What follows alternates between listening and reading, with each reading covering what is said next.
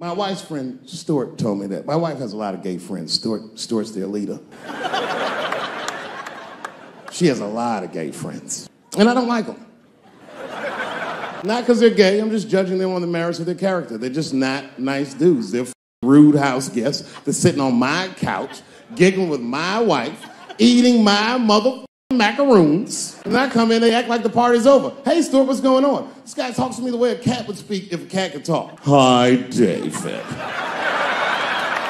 He always must have some kind of gay political argument. The last one was about a petition in federal court to take the words husband and wife out of the law. I said, well, why would you want those words out the law? He said, because it discriminates against same-sex couples. I was like, niggas, please save me the semantics. Just trust me, take your chips and get the fuck out of the casino. You're about to crap out. Go outside, talk that over amongst yourselves, and whichever one of you is gayer, that's the wife.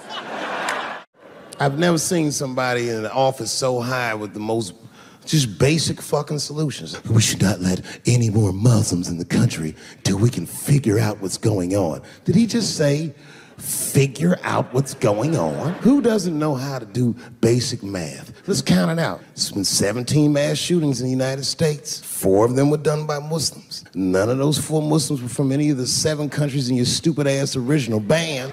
The other 13 shootings were done by the Tiki Torch whites. And you don't see me trying to ban white people from the show to keep the rest of the audience safe. It's a fucking terrible idea because it's mean and it's racist. And most importantly, if there were no white people here tonight, I might leave this bitch with $1,800. This man needs to realize that we all need each other. And that's why we will never, ever be able to beat China. Because everybody in America is racist and everybody in China is Chinese. This guy, R. Kelly, got another sex tape out now. This guy makes more sex tapes than he does music. He's like the DJ Khaled of sex tapes. Another one. Like, damn. The new one's so bad that they didn't even show it. 16 times the girl's age was mentioned. Isn't that crazy?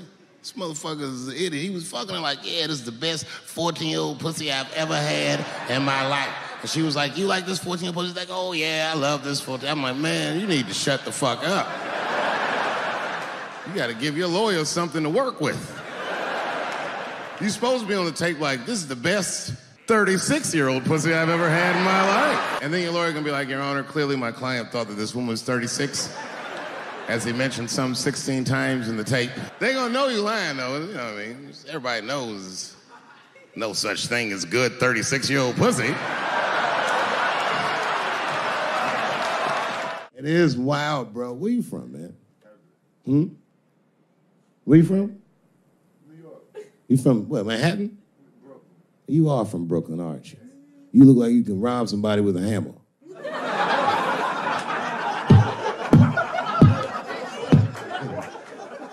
Brooklyn niggas rob you with shit they find around the house. I just got stabbed with a toothbrush. This nigga must be from Brooklyn. I'm fucking around. I think, okay, again, of all those letters, the T has the toughest road ahead. In fact, I think the T should stand for tough road ahead. They've got the longest mental gap to bridge. That's all I'm saying. Because, you know, whenever I see one of them T's on the street, I don't mind them, but I'll be like, man, I miss Bruce. I'm sorry, guys. I'm 42. I remember Bruce Jenner. Before the Kardashians, before all that, this motherfucker was a white American superhero. It was amazing. He was beating Africans at track and field. We'd never seen anything like it. He was on my cereal box growing up. You know how much of that cereal I ate? Nigga, I didn't know he was gonna do that. I knew before you guys knew. I heard things on the street in Hollywood. You know, you just be out, see people. Hey, what's up, Kanye? Why the long face? Nigga, you'll see. I got 2 mother-in-laws now. There was a big dance coming up in the middle school. I was 12 years old. I said, Dad, can I go to the dance? He said, of course you can go to the dance. I want you to get out and meet some more kids. I said, great. It costs $3 to get in. And my dad said, ooh, sorry, son, I don't have it. I was like, what the fuck? You don't have $3? Well, then how are we alive, Dad? Dad said, if you want to go to the dance bad enough, I'll tell you what. If there's some money in the change jar, get the money from there. I was 12 years old. That's what I did. I showed up to the dance early. There's a long line of kids waiting behind me while I'm at the door trying to count out 300 pennies to get inside. I will never forget this shit as long as I fucking live. Oh, man, you know, if you've been poor, you know what that feels like. You ashamed all the time. Feels like it's your fault. And all them kids was laughing, ha, ha, ha, ha. Look how poor Dave Chappelle is. Like, when I think back at it, that's really the only time in my life that I ever thought to myself, I should kill everybody at school. No, this is what I mean. Okay, look, okay, you're an Asian dude. No, I say this with no disrespect, but we're all Americans, right? And we can agree that America has a huge body count all over the world, but nowhere more than Asia. Literally, if you look at history, recently, we have bombed the masculinity out of an entire continent. We dropped 2 atomic bombs on fucking Japan, and they've been drawing Hello Kitty and shit ever since. There's a lot of lady boys in the wake of our bombs, and I know these things because my wife is Asian. She's Filipino. All right, well, okay, so that explains it. Now you know why you see me at all those Filipino events. I'm not there picking up pussy, I'm dropping some off.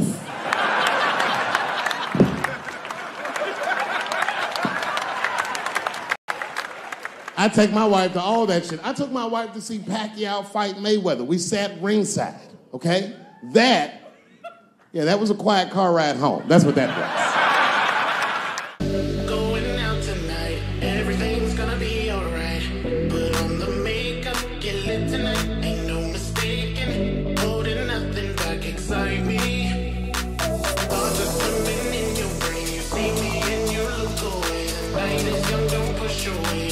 That's my problem. I can't handle pressure. Sometimes pressure make me talk different.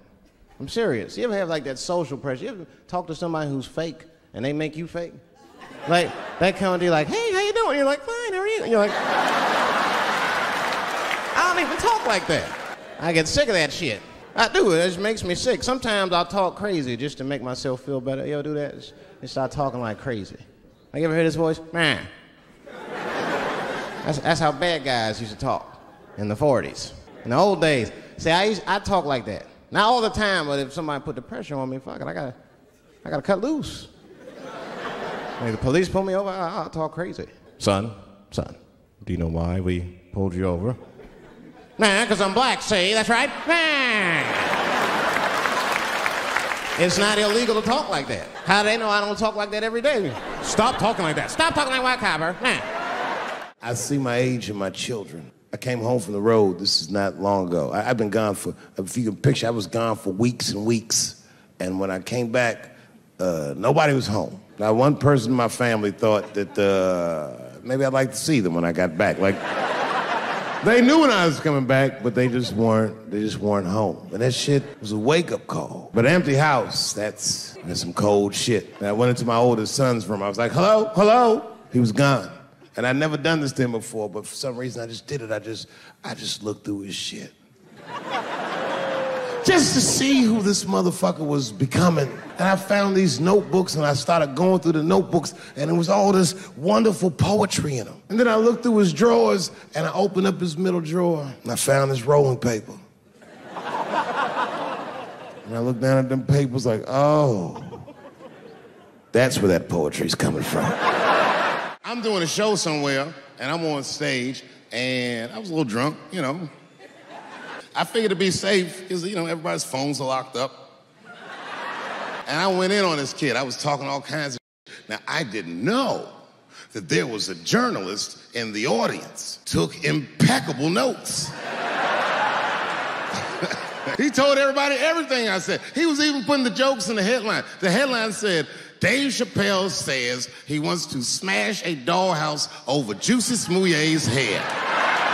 And I thought for sure when I read that headline, I said, well, that's it for me. I'm canceled. In the darkness of the night, a flicker starts to glow. A beacon in the shadows, a light that starts to flow. Illuminating pathways where once there was despair. In the depths of obscurity, hope begins to flare. Like a flame in the wind, I ignite from within, casting rays of brilliance, banishing the din.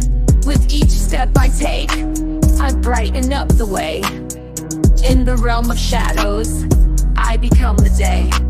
I'm the light in the darkness, the spark in the night.